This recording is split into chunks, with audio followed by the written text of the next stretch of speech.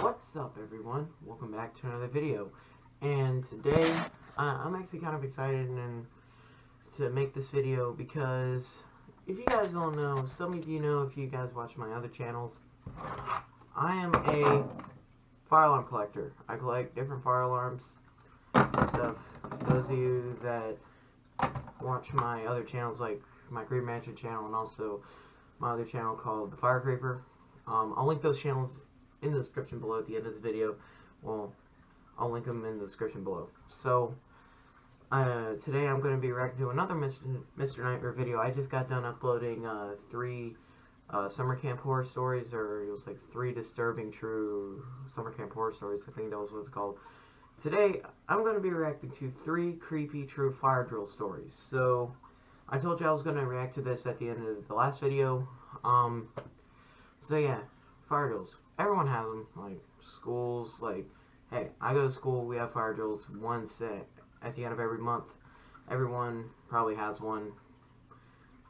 Let me know if you get scared of yours, because mine isn't, like, at least at my school, they're not, like, the alarms aren't as loud as some of the other schools I've been to. But, let's just go ahead and check out this video. Yeah, let's do it. 3, 2, 1, go.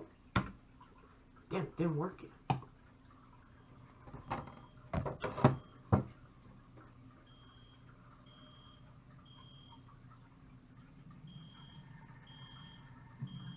The sound of a fire alarm going off. I know this is what it's called, but I don't want to get too I don't want to be a nerd in this video. I was 14, 8th grade, last year of middle school. I had to go, so I got up from my seat in math class, took the wooden plank that was supposed to be the bathroom pass, and strolled through the hallways to the bathroom. The bathroom on the main floor had a sign on it saying out of order, use upstairs or downstairs bathroom. A random older guy walked up to me and asked with a smile on his face if I knew where the nearest bathroom was. I told him yeah, either upstairs or downstairs. He thanked me and walked to the stairs. So to avoid more potential conversation with the guy, I went down. I wondered who that guy could be. Definitely not staff. Maybe a parent. I went down to the lower level, which was literally only for bathrooms and extra locker rooms for the sport teams. I opened the door to the bathroom. The light was off, as usual for this bathroom, since it was the least used one. I went to the stall and shut the door. I covered the toilet seat with paper and sat down. Okay. Suddenly, there was a white light flashing in the bathroom, and I heard the sound of the fire alarm outside of the bathroom. It was a fire drill. My heart dropped because I didn't know what to do. It was the first fire drill of the year. Would I get away with just using the bathroom while everyone else was outside? At this point, I figured I'd just do it.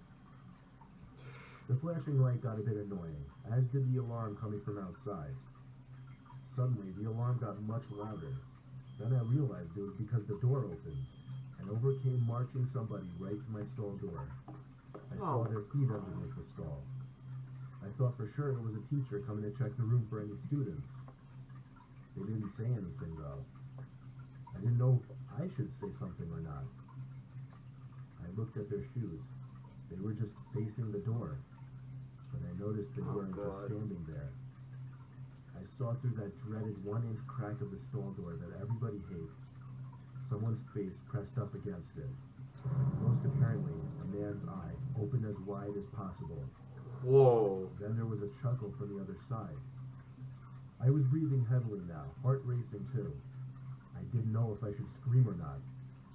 Then, the person got on his knees and stuck his head underneath the stall to look at me. He was that man from the hallway.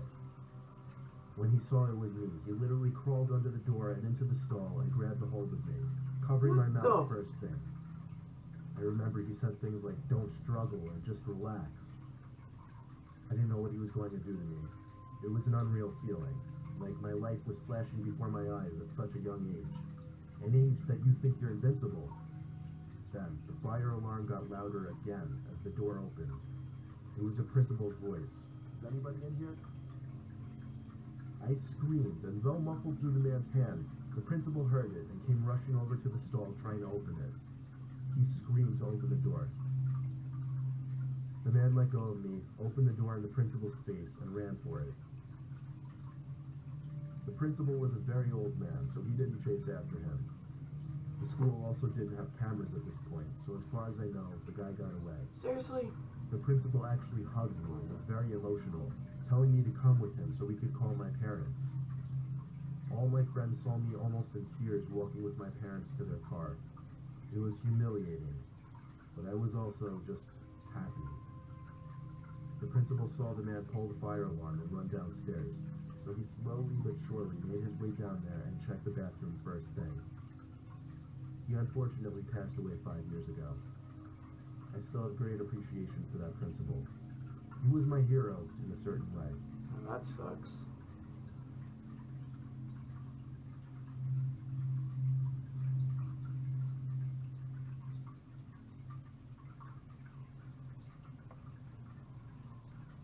Back in high school, fire drills were usually a lot of fun, depending on what class you were in and which friends you were with. One particular dark, cloudy day during third period, my friends and I, who were in the same class, heard from the grapevine that there was going to be a fire drill this period. It was a Friday close to the end of the year, and there was really no work for any of us in our later classes. So we figured during the fire drill, we'd sneak down to the sump behind the school by the woods and smoke. What? We waited anxiously for that Dumbasses. ear-piercing ringing to go off, and when it did, it was music to our ears. We looked at each other and laughed, and we were the first That ones out of the alarm class to sounds run there. exactly like the ones at my While school. everyone else on Same the side of exact the school was tone. headed to the front entrance, we were on our way to the back entrance by the woods. I'm just gonna say it's on a We code walked out in the called middle of March the Time, park to the but back section of the school by the basketball and tennis courts. yeah, it's And a, we were pretty that's what the alarm sounds strategic about exactly our like at my escape. school. We made sure there were no teachers in sight and crossed through a narrow opening between the tennis courts and a line of bushes. That led straight to the sump. A couple of kids watched us and probably thought we were a bunch of weirdos, but it didn't matter.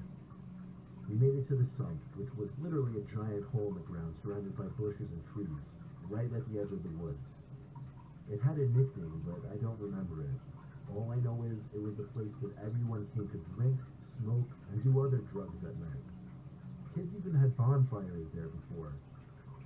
It was a really dark day. The clouds were a darkish gray, giving the morning an almost early night kind of feeling. The breezy air hinted at a storm approaching too, which honestly just made it more fun for some reason. We waited until all the commotion up the hill quieted down, and we assumed everyone went back inside. Then we started talking and laughing. My friend went through his bag to get out that pipe and grinder. That's when I noticed something in the distance by the woods. It looked kind of like a person's face. A couple shrubs covered where the body would be. But what I saw just looked too much like a face. I looked away for a second to get my friend's attention, and then pointed in the direction of it. But when I looked back, it was gone. They thought I was an idiot, but now that it was gone, I was like 70% sure what I saw was a person. The other 30% of me wasn't sure if I was just imagining things. It was very dark after all. They didn't want to move though, so I didn't either. We smoked, and the higher I got, the more paranoid I got. I secretly never really enjoyed smoking too much for that reason. It gets me paranoid. But I went along with it just because it was what my group of friends did. Now that I was high, all that I was thinking of was that face in the woods. Did someone see us? Are we gonna get in trouble? That's all I could think about. My friends wanted to walk through the woods now to an old shack that used to be used by the school for something. It was about a minute walk into the woods. I was uncomfortable with it. The air started to feel moist, and I started to feel those tiny pre-storm rain droplets. I once again warned them that we should go back because of the storm. They kind of ignored me. On the way there, I swore I could hear footsteps that weren't ours. But honestly, I was so high I didn't even know where I was hearing them from. In front of us, behind us, to the left, right, I had no idea. Then, from behind us, I was sure I heard a big stick snap in half. I stopped and turned around, saying loudly, "What the fuck was that?" My friends stopped too, Okay. but they didn't hear it apparently. There was nobody visible behind us. And once again, my friends thought I was an idiot. Apparently, I seemed like I was losing my mind because I became the brunt of all my friends' jokes after that. The big old shack finally came into view. It was bigger than I remembered, and more creepy looking. The school stopped using this old building years ago, probably because it looked like it was about to collapse. Even the path that led to the front door had grass growing through the cracks. The front door was wedged open, of course. Surely students came in there all the time. My friend Jack pushed open the door fully with force. It was so dark in there. There was little light from outside to begin with. It seemed like there was just a bunch of old empty crates, a lot of them smashed to pieces. There was a kind of nasty smell, however, one that my friends didn't remember the last time we were in there. The sound of something squishy flopping on the ground, and then a foot hitting the wood floor made us all jump. In the corner of the room was the shadow outline of a really tall person. We could only see him due to the little amount of light sneaking in through the window. We didn't scream or anything. We simply walked out the door the way we came in and walked quickly back in the direction of the school, aka civilization. All three of us took a look back at the window nearest to the person, and I swear to God, at that exact moment, the first flash of lightning struck, and what we saw during that flash was nothing short of horrifying. There was a guy with a seriously deformed face standing at the window, and I don't mean to talk ill of anyone with any kind of deformity, but this man almost didn't look human. Half of his face seemed to be drooping down. You couldn't even see one of his eyes. He was so close to the window too, his face was practically pressed up against it. I initiated a run and my friends followed. We got back down to the sump in less than a minute, where we collected our thoughts on what to do next, just as the rain started to finally come down. And just then, my friend Jack pointed up the hill back to the woods. There was a person standing behind a shrub, exposing only his face, just like what I saw before. This time 10 times closer, but still not close enough to describe his face. All I know is it wasn't the same person as in the shack. We ran back to the school and hid by the back entrance where it was dry. We all came to an agreement to just go home, forget about what just happened, not to tell anyone, and never go back to that shack again. And that was exactly what we did.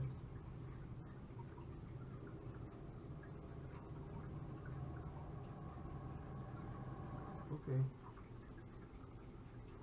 Number 3.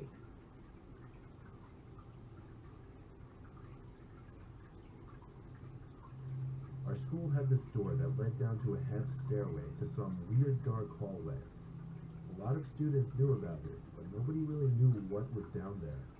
The door only seemed to be open during fire drills, in which just about every door in the building is opened. My friend Kyle and I were particularly interested in finding out what was down there. I'll admit I was a pretty bad student in my first 2 years of high school, and I got into a lot of trouble. So Kyle and I planning to venture down there during a fire drill wasn't one of our dumbest ideas. We had 3 classes together out of 8, so our chances of being in the same class during a fire drill was pretty decent, and luckily it happened during study hall. So as the alarm rang, Kyle and I ran to one of the bathrooms, which already had its door wedged open with a door stopper. We hid in one of the stalls until all the commotion in the hall was gone and everyone was outside. Then, getting down those stairs was a piece of cake. There was a very dim light hanging from the ceiling. It gave off just enough light to see a doorway that led to another half flight of stairs. This one to complete darkness. We looked for a light switch, but couldn't find one. We used the screens on our phones as light to navigate the dark. We found a door that had a "Do Not Enter" sign on it. Of course, what did we do? We opened the door, struggling at that nonetheless. Yep. It felt like it was 1,000 pounds, and it scraped along the floor as if it had fallen off its hinges. When we managed to get it open, we found just a small, square room, maybe 100 square feet. The room wasn't silent, though. There was a little clicking sound, kind of like a metallic dinging. It was coming from a vent in the corner. We had to see what it could be. Maybe an animal or something. But as As we went closer, we started to hear grunting and groaning type noises. Kyle dared me to hover the screen over the vent to see what was inside. I really wanted to know what was in there, so I did. I pressed the screen of my phone up to the vents and got on my knees. Now I could hear breathing. I pressed my ear up against the vents and immediately felt something grab onto my ear. I screamed in a panic, and Kyle quickly came and pulled the hand off my ear. I jumped away from the vent first of all, and saw a hand reaching through it. Kyle and I ran out of there, shutting the do not enter door behind us, and running back upstairs to the bathroom. The next day, Kyle and I went to talk to the janitor, Tom. He was one of the janitors who didn't really give a crap about his job. He didn't even seem angry about us going down there. He just asked what we were doing. We explained what happened and asked if there was somebody working in the vents. He said nobody had been in that room for years, nor was there any way into that vent down there. Kyle and I looked at each other, and I knew his heart sank just like mine did, as we both stood there wondering, who was in that vent down there that day?